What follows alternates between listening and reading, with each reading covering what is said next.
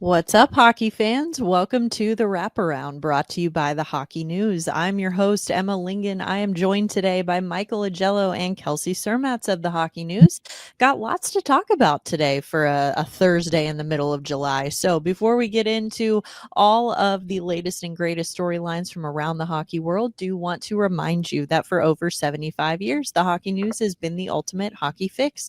Now get 12 issues delivered straight to you, packed with stories, stats, and a bonus gift issue to kick things off. Head over to thn.com and get in on the action.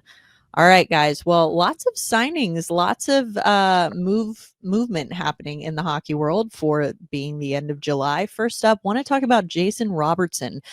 Finally came to terms with the Dallas Stars on a 1-year, $12 million deal that'll see him become an unrestricted free agent next summer, assuming both parties do not come together for an extension before then. So Robertson, of course, was the Stars' leading scorer last season. He had 45 goals, 96 points. His $12 million salary for the 2026-27 season matches Mikko Rantanen's for the highest on the Stars roster. So kind of a ongoing discussion, I think. I know, Kelsey, that Robertson had been linked to the Penguins in some possible trade rumors there, just the longer he went on without signing. So we'll talk a little bit about that. But first, Mike, I want to get your take. Are you surprised that the 1-year deal ended up getting signed and that they didn't end up going for a longer extension? And do you think the Stars are going to be able to keep Robertson beyond this 1 year?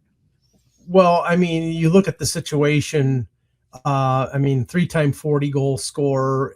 Clearly he wants to stay in Dallas, but he also wants to be paid, and that's the problem. It's like they can't pay him right now, cap wise. It's difficult for them to pay him.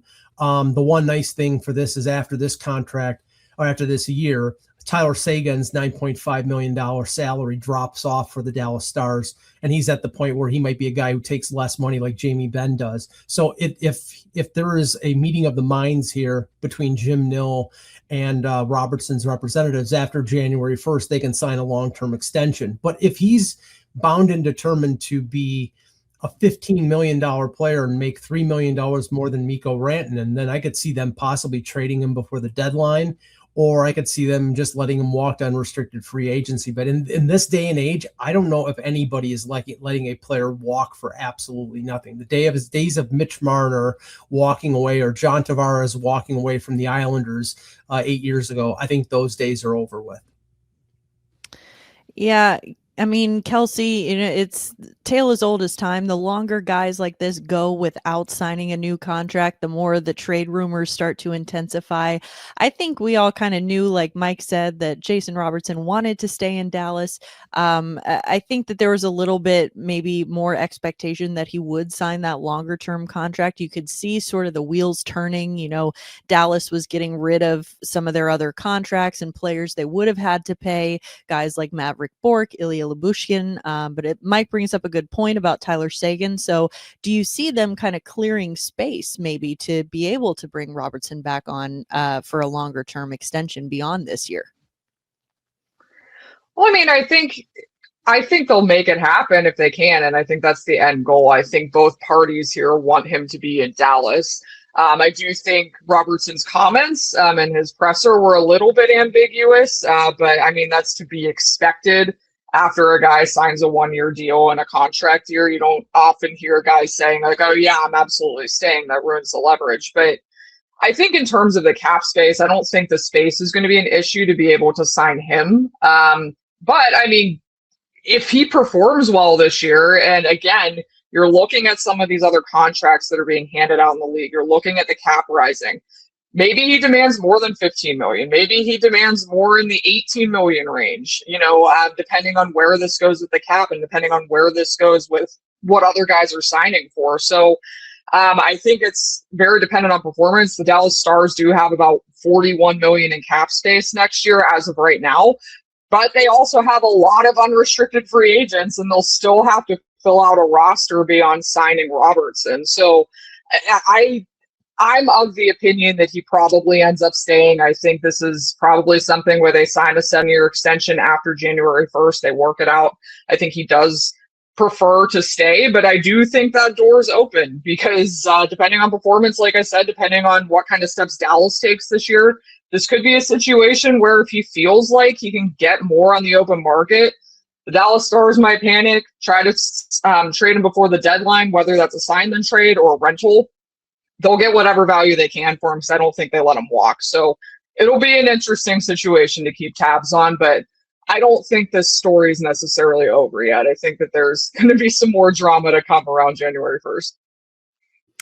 Definitely still waiting to see, of course, if Jason Robertson will end up signing a long-term extension to stay with the Dallas Stars.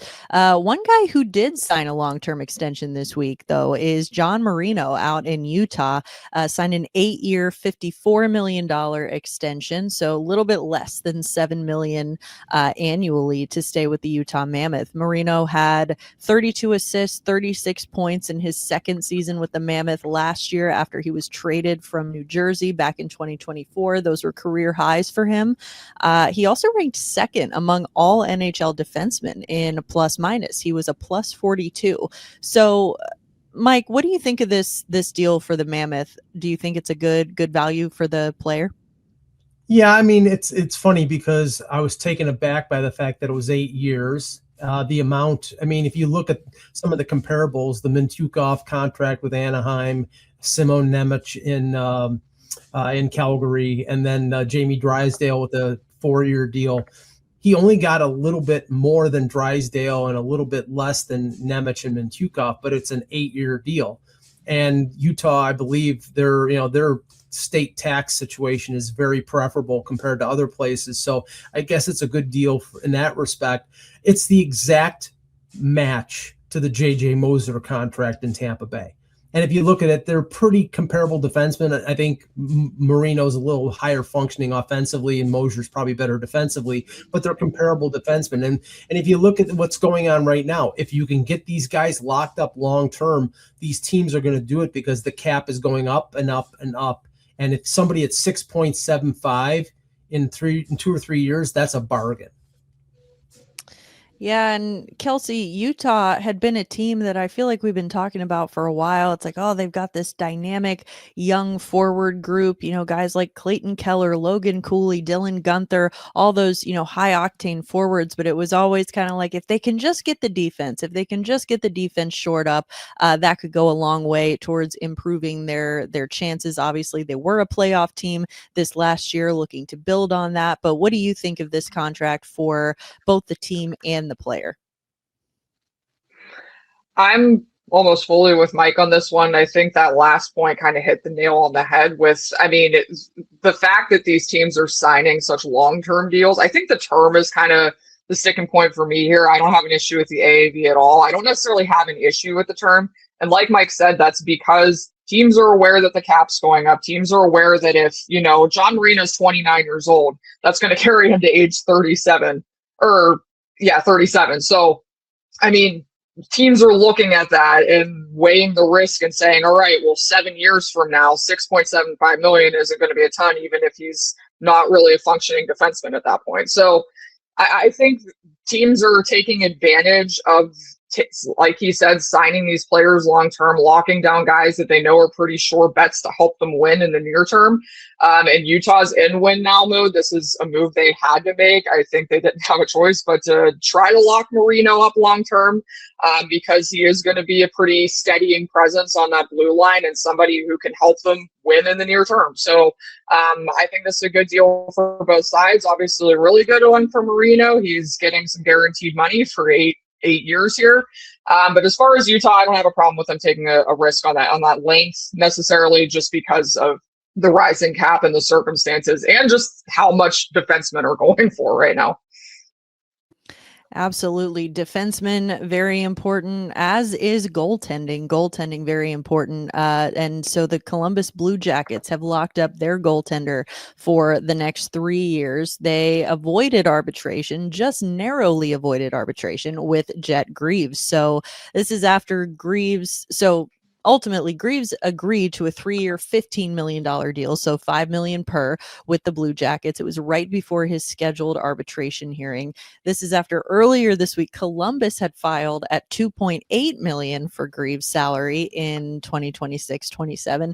Greaves, meanwhile, had filed at $7.5 million, so quite a sizable gap there.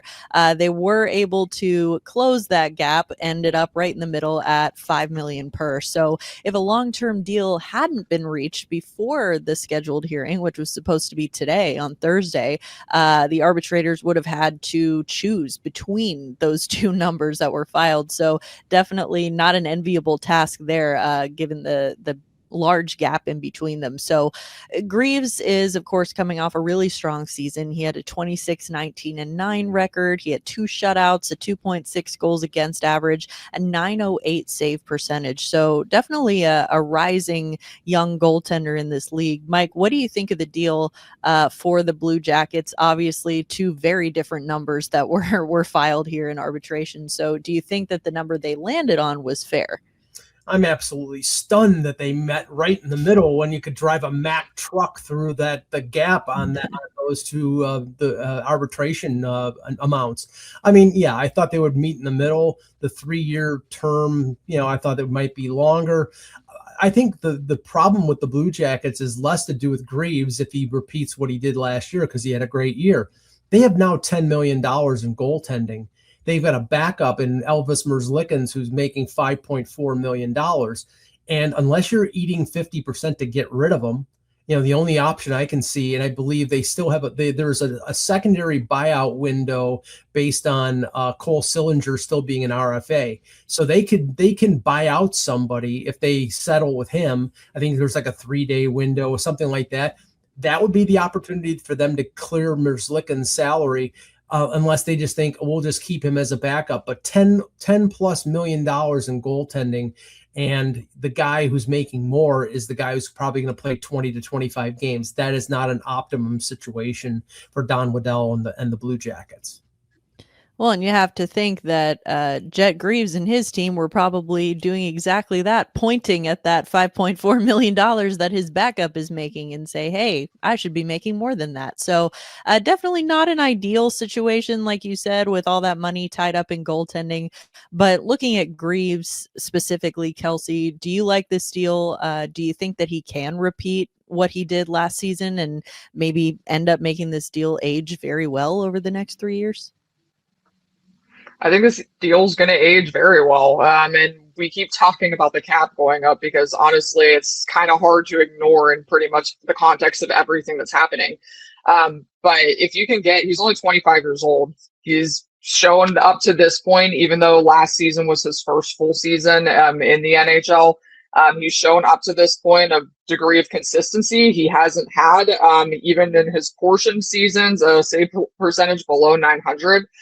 So this is a young goalie that I think is worth taking a chance on. $5 million might look like nothing in a few years, especially if he does keep repeating last year's performance. And I'm with Mike. I'm a little bit surprised that this was only 3 years. I was thinking that this was probably going to be more of a 4 or 5 year situation rather than a 3-year situation, because just like everything else we've talked about, when you have younger players like this who have shown some promise, shown some potential, we've seen a lot of GMs kind of betting on potential and betting on the term with contracts and also the dollar figure. So I think meeting in the middle, like Mike said, it's kind of funny that it worked out that way. But I did expect a little bit more term, and I think that might end up hurting the Columbus Blue Jackets if they can't manage to become contenders in the next 3 years, because they could be losing out on a pretty good young goaltender in a few years. Definitely. Well, interesting situation to keep tabs on, and like Mike mentioned, with Merzlikins as well, see what happens there with the goaltending situation in Columbus. Of course, we've got to talk about the big news coming out of Chicago this week. Who says you can't go home, right? Patrick Kane has reunited with the Chicago Blackhawks, signed to a 2-year, $16 million contract, so million per. Kane is 37 years old. He spent his first 15 seasons famously in Chicago. He helped the Blackhawks win 3 Stanley Cups. He is the franchise leader in goals, assists, and points. Now, Mike, obviously at age 37, we know this contract will take him through age 39. The Blackhawks are not bringing back prime Patrick Kane at this point, but do you think that it was a smart decision to bring him back and in what he actually can provide to the team now? And obviously this isn't just it's not just a vibes hire, right? He's actually going to contribute, but not to the same level that he did when he was first with the Blackhawks. And do you think it was a smart decision to bring him back? And what do you think about the terms of the deal? Well, they had $29 million in cap space, so $8 million a year this year and next year. It's not going to really affect them that much. It helps them get to the cap floor. They have a lot of players on entry-level contracts. I sort of compare it to with Patrick Marleau going to Toronto a few years back. It's a veteran guy who still can play. They have a lot of young players, and they sort of want to have him show them the way to win a championship. Even though he's not at that level anymore, he can sort of convey to the Nazars and the Liv Shunovs and some of the younger players, what it takes to be a champion. I just find it funny. I mean, because all we heard for probably the last month to 6 weeks was that it was Buffalo and Chicago. I think Chris Chelios on a Chicago radio station said it was between Buffalo and Chicago. And then he started to hear, well, he may not want to do what Jonathan Toews did, which was go home to Winnipeg and not be the Jonathan Toews that he was previous to his departure from the NHL, which I think was 2 or 3 years. We know Kane can play, but we know he's not the Kane of old. But I think there was a PR component here, and you had Bedard lobbying him, and you had Kyle Davidson saying, "Well, we're not sure, we're not going to talk about this openly." When they were really going full court press on this. At Buffalo was only going to be able to pay him probably $3 to $4 million a year, and he gets 2 times $8 million. I don't think he needs the money anymore, but he's going back home. I think he's essentially guaranteeing that statue outside of the United Center along with Toews, and he gets to play and put number 88 on the on his back again for a couple more years. Definitely a PR component to this too. I mean, you mentioned Bedard, and Bedard's going to be missing the beginning of the season too with the off-season shoulder injury he had. So all the more reason, bring back a fan favorite, bring back a living legend in Chicago to get the fans excited again. But Kelsey, obviously it's not for nothing. Again, $8 million, even with the cap going up, that's not nothing. So obviously it's only for 2 years, and it is Patrick Kane. But what do you think of this deal? What do you think of the decision by the Blackhawks to bring him back? Do you think it was a good idea? I think it was a good idea for the Blackhawks to bring him back. I don't have an issue with this at all. I think he would be a good presence for that locker room. And as Mike said, there was a PR component to this with Connor Bedard lobbying, et cetera, et cetera. I do part ways a little bit in the AAV though here, because obviously Connor Bedard is going to be starting the year on injured reserve. But they still have to sign Kevin Korchinski, and they still have a few other players. They still kind of have to figure out the fringes of their roster here. And once Bedard comes back, they're only projected to have $2.8 million in cap space. So if this is a team that takes a step this season, this contract poses a potential issue for them being able to add to their roster and having to kind of maneuver around that. So I think it could pose some potential issues. I don't expect them to be in contention this season, but I mean, you never know. It seems like they're trying to go for it with the addition of Bowen Byram, obviously bringing Patrick Kane in. It seems like they're trying to take that next step.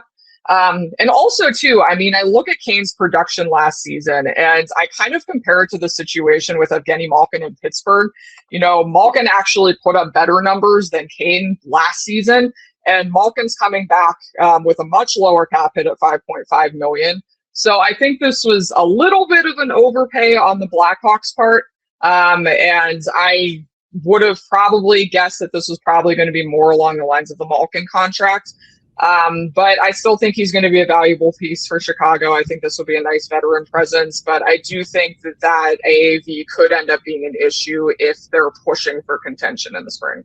Yeah, and the one thing here is, I don't think many people expect them to be contending for even for a playoff spot. But you look at their roster, and you've got players like Tyler Bertuzzi and Mangiapane and Jordan Greenway, who are all on the last year of their contract. So if they're not contending, then those guys are probably going to be deadline rentals that get moved out. So I don't think that this is going to hinder Kyle Davidson. And if they're contending for a playoff spot, so much the better. But I think, he's managing and looking at this situation where probably all three of those players are not going to be back next year, and they can eat that $8 million AAV of Kane's.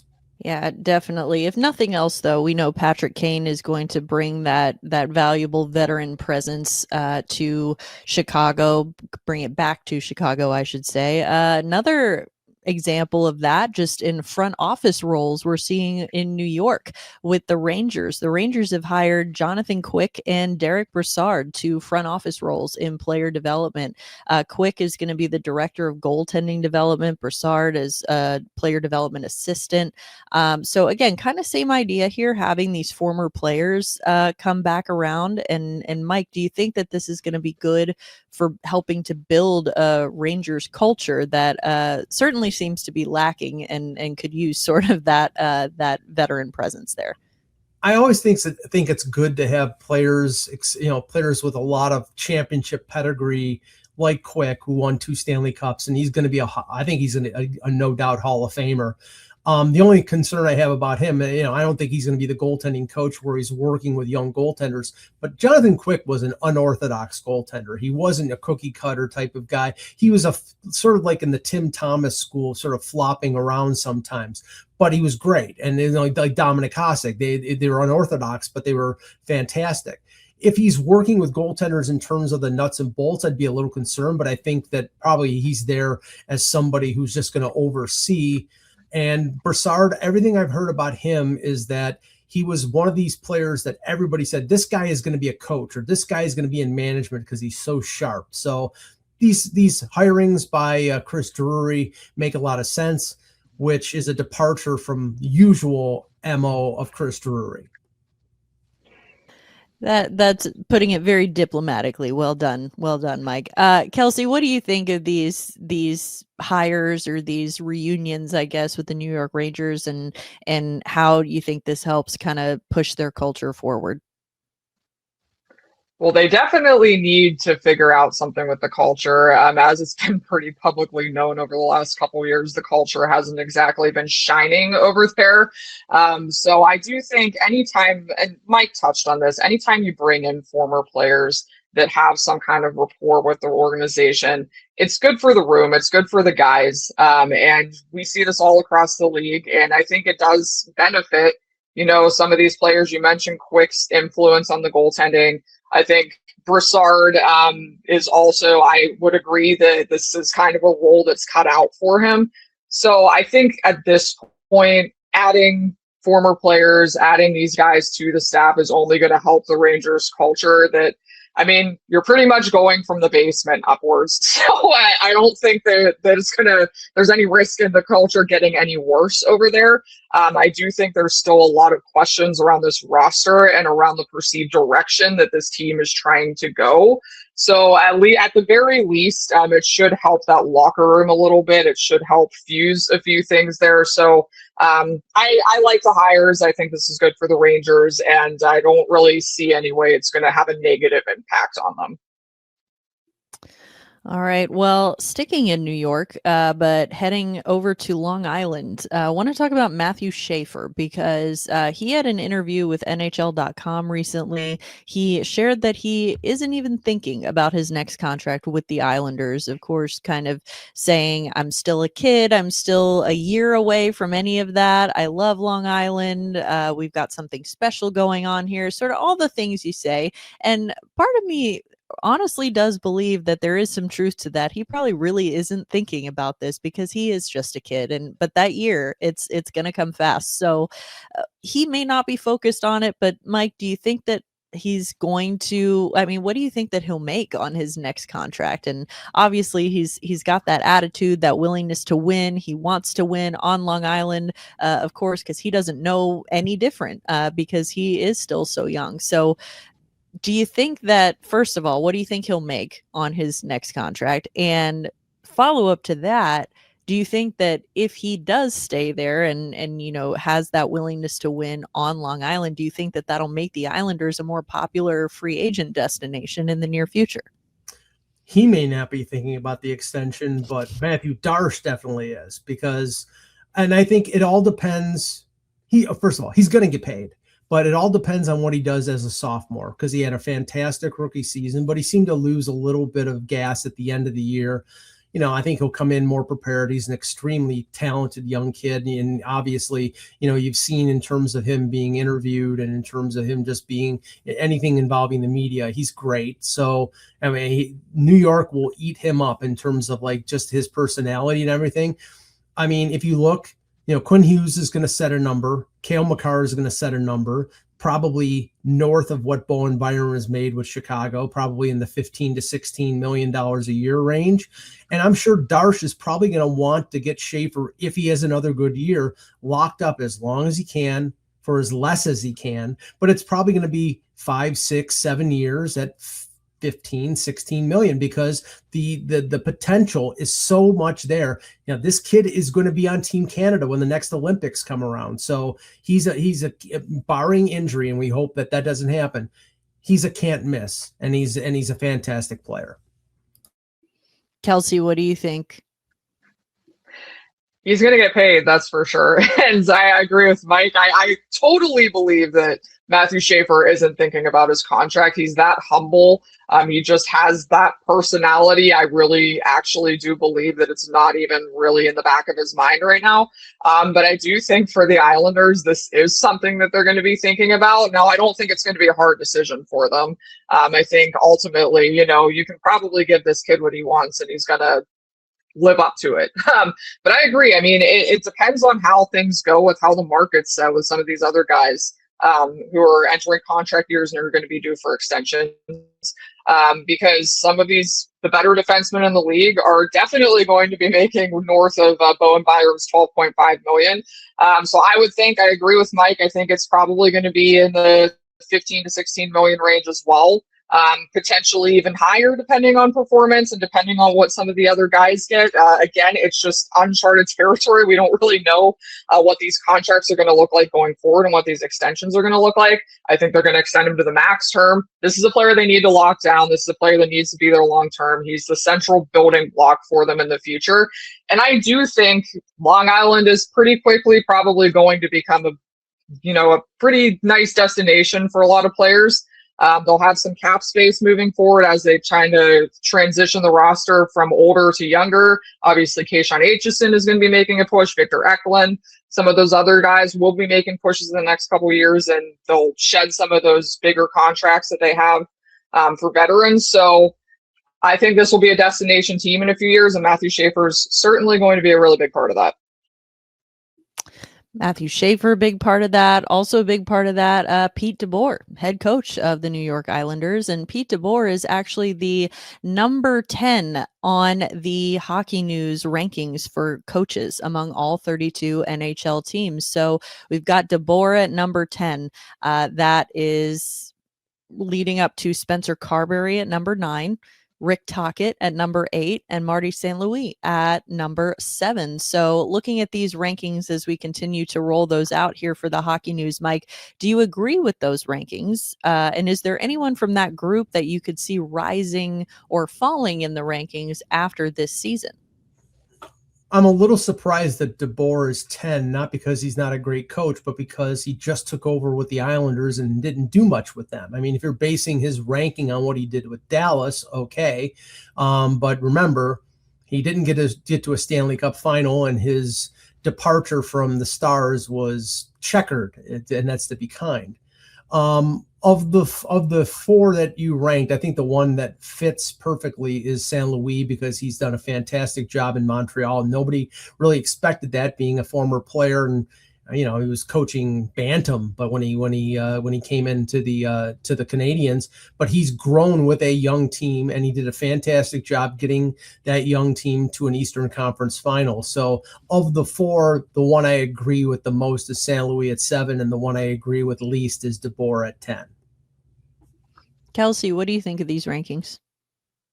I'm actually right with Mike there. I'm a little bit surprised that Pete DeBoer is in the top 10. I probably would have had Lindy Ruff or Dan Muse, two of the Jack Adams finalists, in there instead of in the 11 to 15 range. Only because, I realized Lindy Ruff kind of inherited a little bit of a roster.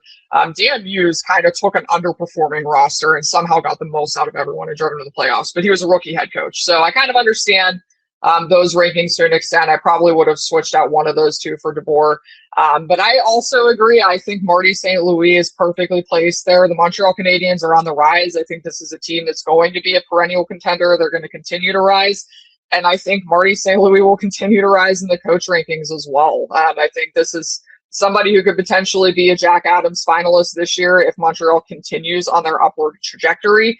And I mean, Carter and Tocchet are kind of wild cards. I think they'll go where their teams go this year, because Washington's a little bit of a question mark. They're obviously trying to push and make the playoffs again next season. They've made it. There's been a lot of movement this offseason.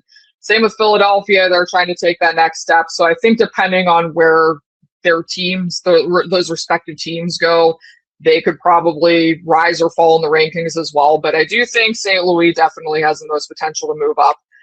DeBoer probably will belong there at this point when we do these again next season. But for now, I think he's probably the one that's maybe a little bit of a question mark for me in this grouping. Well, still a little bit of movement happening here, signings and extensions and arbitration decisions going on around the league. But for the most part, the dust has pretty much settled on free agency. So now, if you're looking at the contracts that have been signed this summer, Mike, is there one that sticks out to you that you think is going to end up aging very poorly, and why? Well, right now it's poor, and that's the Bowen Byram contract in Chicago, simply because, and I think he's a really good defenseman. He's won a Stanley Cup with Colorado, but he's not a number one, or he hasn't proved that he's number one, and he's the highest paid defenseman in the NHL. That'll change when Hughes and when Makar sign their new deals, but to go out on a limb and pay him $12.5 million when he hasn't proved that he's a number one is very risky, and I don't think it was wise on the part of Kyle Davidson, but he probably had to because Darren Ferris is his agent. Yeah, seems a little bit like you're paying for potential with that one, which could end up working out, but also is very risky, like you said. Kelsey, great pick by Mike there. But any other contracts maybe that stick out to you as ones that might age pretty poorly after this season or beyond? Listen, Bowen Byram's the elephant in the room. I think that's by far the most questionable contract and the most questionable extension that has been handed out. I don't really see a way that's not going to age poorly, but maybe we'll be proven wrong in the next couple of years. But up to this point, I don't think he's shown anything to be close to the highest paid defenseman in the NHL, even if that's going to change shortly. But the one I always go back to, too, is the Jacob Trouba contract with the San Jose Sharks. I didn't like that AAV. He signed for 4 years, $8.25 million. I don't think his performance last season and, the past few seasons really warranted him making that much money. I think this is, once again, one of those situations where GMs are playing to the rising cap and playing a little bit of a guessing game. But I had to pick another one. That's probably the other one that stands out to me is the Trouba contract. San Jose threw out a lot of money this summer, and they're really trying to go for it. And I don't necessarily think it's going to be an issue for them, but I do think it's an overpay to pay him 4 years for that much, that long. So that's kind of the other one that stands out to me, but Bowen Byram's definitely still the elephant in the room. Well, definitely. And Byram is certainly going to have a lot to prove if he wants to live up to that contract. But whether if it's guys that have just signed free agent contracts or guys looking for bounce back years or for any number of reasons, Mike, is there an NHL player who sticks out in your mind as one who has the most to prove this season, and why? Okay, I mean, the low-hanging fruit, and a great man once said, low-hanging fruit is still nutritious. Low-hanging fruit is Leo Carlsson because he's the highest paid player in the NHL, and he had 67 points last year. I do think he's a number one center. I do think he's going to be a great player, but he hasn't approved that he is yet. And now he's being paid more than McDavid and more than established stars who've won Stanley Cups or won scoring titles. My honorable mention would be Austin Matthews of the Toronto Maple Leafs. And it's not because he's not earning the money. It's because he needs to stay healthy to get the Toronto Maple Leafs back into the playoffs. And that, I'm sorry, if he stays healthy, I think they make the playoffs. And if he doesn't, he's probably leaving at the end of next year or before the end of next year. Two good ones. Kelsey, anyone who you think sticks out as the one who has the most to prove this year, and why? It's funny. First, obviously, I went to Leo Carlsson. I was like, well, that's the obvious one. Mike said Leo Carlsson. And then my mind went to Austin Matthews, and Mike said Austin Matthews. So, I do think this is kind of a prove-it year for Matthews in a few different ways. And Mike kind of touched on it. It's not necessarily, I do think performance-wise, probably need to see a little bit more than we did last season. But the health is the big question. And also, too, everybody knows the situation with Matthews. He's eligible for an extension next summer. He's somebody to watch on the trade market. I think a lot depends on what direction Toronto takes, but Matthews kind of has to prove that he can stay healthy so this can be a better team than it was last season, as Mike said. So that's one of the big ones that stand out to me, and that was probably my pick other than Leo Carlsson. I do also want to throw an honorable mention, lesser-known player, but I cover the Pittsburgh Penguins. I think this is a big year for Igor Chinikov, who also just extended with the Penguins. Didn't have the start he wanted to his career in Columbus, put up great numbers with Pittsburgh last season. He had 18 goals, 36 points in 43 games, nearly a point per game player. It's hard to see him replicating that, but I think the Penguins are kind of banking on him breaking out in a big way and kind of building on what he did in that back half. And I think his performance this season could make a huge difference in whether or not the Penguins make the playoffs. So I do think that that's going to be a crucial one to watch. And if he kind of reverts, that's going to be a net loss for the Penguins. So I think this is a really big player for them. And they need him to build on what he did at the end of last season and make that contract worth it. Great picks all around. Of course, if you want to read any more about any of the contracts, the players, the teams, the coaches we've talked about today, head over to the Hockey News. You can also check out our head coach rankings over there that we mentioned earlier. Again, for over 75 years, the Hockey News has been the go-to for all things hockey. 12 issues packed with game and player insights, plus a free issue to start. It's a must-have for any fan. Head to thn.com/free. Grab your subscription today. That is going to do it for today's episode of the Wraparound. Thank you so much to everyone who tuned in today, listened to us talking some hockey. We really do appreciate it. We'll be back with an all-new episode next week. But for now, for Michael Agello and Kelsey Surmatz, I'm Emma Lingen. This is the Wraparound, and we will see you next time.